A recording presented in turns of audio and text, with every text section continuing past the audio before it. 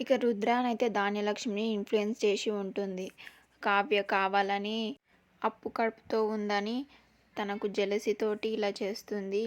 అప్పు, కళ్యాణ్ ఇద్దరు మంచిగా ఉన్నారు. తను మంచిగా లేదు అని వాళ్ళ మీద జెలసీతోటైతే ఇలా మాట్లాడుతుంది చూడు ధాన్యలక్ష్మి అని ధాన్యలక్ష్మికి రుద్రానైతే చెప్తూ ఉంటుంది.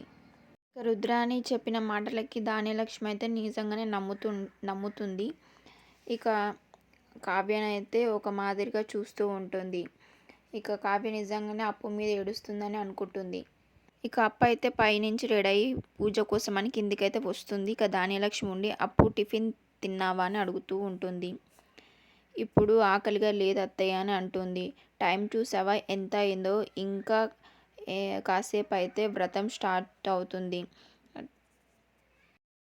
టాబ్లెట్స్ వేసుకోకుంటే ఎలా, నీరసం వచ్చి కింద పడిపోతే ఎలా చెప్పు అని అంటుంది. ఇంకా రుద్రాని రాహుల్ అయితే పైనుంచి చూస్తూ ఉంటారు వాళ్ళ మాటలు. ఇంకా సరే అత్తయ్య అని అంటుంది. ధాన్యలక్ష్మి తినడానికి అయితే తీసుకెళ్తుంది అప్పుని. ఇక ధాన్యలక్ష్మి ఉండి నీ టాబ్లెట్స్ ఎక్కడ ఉన్నాయని అడుగుతుంది. పైన నా రూమ్లో ఉన్నాయి అత్తయ్య అని అంటుంది అప్పు. ఇక పైన ఉన్న రుద్రాని రాహుల్ వాళ్ళిద్దరిని గమనిస్తూ ఉంటారు. ఇక రుద్రాని ఉండి ఇదే కరెక్ట్ టైం, ఈ ధాన్యలక్ష్మి టాబ్లెట్స్ తీసుకునే లోపు నువ్వు వెళ్ళి డూప్లికేట్ టాబ్లెట్స్ పెట్టేసి రాపు అని చెప్తుంది. ఇక ధాన్యలక్ష్మి అయితే పైకి వచ్చేలోపు రాహుల్ రూమ్కి అయితే వెళ్తూ ఉంటాడు. ఇక ధాన్యలక్ష్మి అయితే టాబ్లెట్స్ కోసం అని పైకి అయితే వెళ్తూ ఉంటుంది. ఇక్కడ రుద్రాని అయితే చాలా భయపడుతూ ఉంటుంది, వీడెక్కడ దొరికిపోతాడు అని. ఇంకా రాహుల్ అయితే రూమ్కి అయితే వెళ్తాడు. అప్పుడు రూమ్కి టాబ్లెట్స్ అయితే చేంజ్ చేయడానికి ట్రై చేస్తుంటాడు. అప్పుడే ధాన్యలక్ష్మి స్టెప్స్ పై నుంచి పైకి వస్తూ ఉంటుంది. ఇక రుద్రాని అయితే భయపడుతూ ఉంటుంది. ఇంకా రాహుల్ అయితే టాబ్లెట్స్ తీసుకొని ఎక్స్చేంజ్ చేసి తన టాబ్లెట్స్ని అయితే పాకెట్లో పెట్టుకొని రూమ్ బయటకు అయితే వస్తూ ఉంటాడు. ఇక అటు పక్క నుంచి అయితే ధాన్యలక్ష్మి అయితే వస్తూ ఉంటుంది. ఇక ధాన్యలక్ష్మి అయితే రూమ్లకు అయితే వెళ్తూ ఉంటుంది. ఇక టాబ్లెట్స్ అన్నీ చెక్ చేస్తూ ఉంటుంది. ఇక టాబ్లెట్స్ తీసుకున్న రాహుల్ అయితే రుద్రాని దగ్గరికి వచ్చి ముట్టుకునగానే నాకేం తెలీదు అని రుద్రాని అయితే అరుస్తూ ఉంటుంది. మమ్మీ నేను అని రాహుల్ అయితే చెప్తాడు. నేను భయపడి సచ్చానురా ధాన్యలక్ష్మేమో అని అనుకొని అని అంటూ ఉంది. ఇక రాహుల్ ఉండి నేను టాబ్లెట్స్ మార్చేశాను మమ్మీ అని చెప్తాడు. కరెక్ట్గా చేంజ్ చేసి పెట్టావా అని రాహుల్ని అడుగుతూ ఉంటుంది. ఇక ఇటు పక్కకేమో ధాన్యలక్ష్మి టాబ్లెట్స్ తీసుకొని కిందికైతే వెళ్తూ ఉంటుంది. ఇక రుద్రాని రాహుల్ అయితే అటు చూడు మమ్మీ ఆంటీ టాబ్లెట్స్ తీసుకొని కిందికి వెళ్తుంది అని రాహుల్ చెప్తాడు. ఇక ఇటు పక్కకేమో ధాన్యలక్ష్మి టాబ్లెట్స్ అయితే తీసుకొని కిందికైతే వెళ్తూ ఉంటుంది. ఇక ఒక టాబ్లెట్ అయితే తీసి అప్పుకైతే ఇస్తూ ఉంటుంది. ఇక అప్పు తినేసి టాబ్లెట్ అయితే వేసుకుంటూ ఉంటుంది. ఇక మొత్తానికైతే అప్పు అయితే టాబ్లెట్ అయితే వేసుకుంటూ ఉంటుంది. ఇక చూద్దాం అప్పుకి ఏమవుతుందో నెక్స్ట్ ఎపిసోడ్లో. ఇక ఇటు పక్కకేమో టాబ్లెట్ వేసుకుందన్న సంతోషంతో రుద్రాని రాహుల్ అయితే సంతోషపడుతూ ఉంటారు. ఇక ఇక ధాన్యలక్ష్మి అయితే టాబ్లెట్ ఇచ్చేసి ఉంటుంది. ఇక వీళ్ళిద్దరైతే సంతోషంతో వాళ్ళిద్దరూ క్లాప్స్ అయితే కొట్టుకుంటూ ఉంటారు. ఇక ఇటు పక్కనేమో పూజ కోసం కావ్య అయితే నైవేద్యం సిద్ధం చేస్తూ ఉంటుంది. ఇక అటుగా వస్తున్న రాజుని ఒక్కసారిగా చూసి షాక్ అవుతూ ఉంటుంది. రాజు పంచకట్టుతో కిందికైతే వస్తూ ఉంటాడు. రాజుని చూసి మురిసిపోతుంది కావ్య. ఇక రాజు ఉండి కళావతి గారు ఏంటి అలా చూస్తున్నారు అని ఒక చిట్కా అయితే వేస్తూ ఉంటాడు. ఏం లేదు రామ్ గారు అని అంటూ ఉంటాడు. ఇంకా రాజుండి నేను ఎలా ఉన్నా ఈ పంచకట్టులో అని అడుగుతూ ఉంటాడు. ఇక కావ్య ఉండి మీకేంటి రామ్ గారు మీరు ఎలా ఉన్నా మీరు సూపర్గా ఉంటారు అని కావ్య అంటూ ఉంటుంది.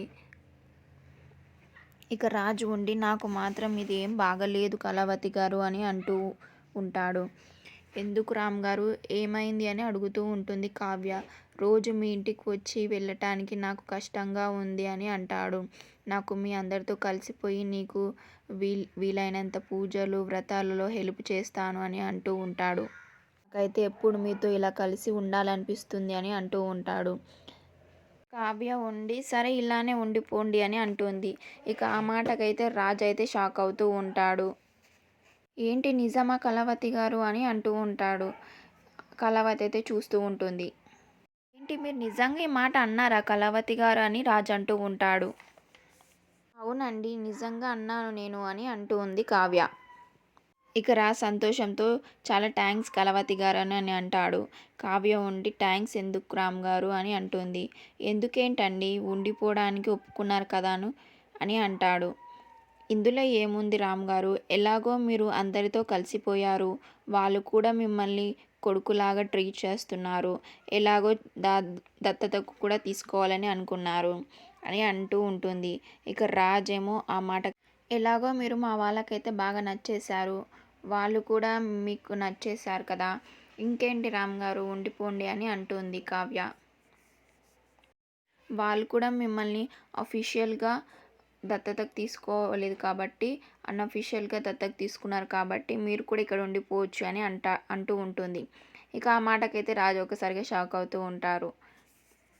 సరేనా రామ్ గారు ఉండిపోండి అని అంటుంది కావ్య వెటకారంగా. ఇక ఇటు పక్కకేమో పూజ కోసం పూలు అల్లుతూ ఉంటారు ఇద్దరు. కావ్య ఇంకా అప్పు. అక్కడికేమో కావ్య అయితే వస్తుంది. అక్క ఇంకా పూలు అల్లడం అయిపోలేదా అని అడుగుతూ ఉంటుంది. అయిపోయింది కావ్య. ఇంకొక 5 మినిట్స్ నువ్వు కూడా చేతి వేస్తే అయిపోతుంది అని అంటూ ఉంటుంది. ఇంకా అయిపోలేదు అక్క అని అడుగుతూ ఉంటుంది. స్వప్న ఉండి నువ్వు ఒక పిల్ల తల్లివైతే తెలుస్తుంది ఆ కష్టం. అన్ని పనులు చూసుకొని వచ్చాను అందుకని లేట్ అయిందని అంటూ ఉంది స్వప్న. అందరూ అయితే ఫాస్ట్‌గా పూలు అల్లడం స్టార్ట్ చేస్తూ ఉంటారు. ఇక ఇటు పక్కన పూజ అయితే స్టార్ట్ అవుతుంది. ఇక పూజలో అందరూ కపుల్స్‌గా కూర్చుంటారు. ఇక పూజ మొత్తం అయిపోయిన తర్వాత దేవుడికి హారతి అయితే ఇస్తూ ఉంటారు. పంతులు గారుండి మీరు మీ మీ భర్తలతో ఆశీర్వాదం తీసుకోండి అని అంటూ ఉంటారు. ఒక్కొక్కరిగా తీసుకుంటూ ఉంటారు. ఇక కావ్య టైం వచ్చినప్పుడు కావ్య వాళ్ళ అమ్మ కాళ్ళు మొక్కడానికి కిందికైతే బెండ్ అవుతూ ఉంటుంది. ఇక కనకం ఉండి రాజు చేతిలో ఉన్న పళ్ళెంలో ఉన్న అక్షింతలైతే కావ్య తల మీద అయితే పడుతూ ఉంటాయి. ఇక కావ్య అయితే సంతోషంతో చూస్తూ ఉంటుంది. రాజు అయితే అయ్యో కింద పడేశానే అని ఆశ్చర్యపోతూ ఉంటాడు. ఇక కావ్య అయితే తన భర్త ఆశీర్వదించిండని సంతోషంతో తల అయితే పైకెత్తి చూస్తూ ఉంటుంది. ఇక ఇటు పక్క రాజు ఉండి కళావతి గారితో ఇలా అంటూ ఉంటారు. కళావతి గారు అందరి గుండెలు బతకడానికి కొట్టుకుంటే నా గుండె మాత్రం మీకోసం కొట్టుకుంటుంది అని అంటూ ఉంటాడు. ఇక కావ్య ఇలా అడుగుతూ ఉంటాడు. నన్ను పెళ్లి చేసుకుంటారా కళావతి గారు అని. ఇంకా కావ్య అయితే బాధపడుతూ అటు పక్కకైతే తిరుగుతూ ఉంటుంది. నాకు మీతో బతకాలని ఉంది కావ్య గారు. మీతో 7 అడుగులు నడవాలని ఉంది అని అంటూ ఉంటాడు. ఇక ఆ మాటలకు కావ్య వెనక్కి తిరిగి బాధపడుతూ ఉంటుంది. ఇక చూద్దాం నెక్స్ట్ ఎపిసోడ్లో ఏమవుతుందో. ప్లీజ్ అంతవరకు subscribe my channel for more videos and do support me.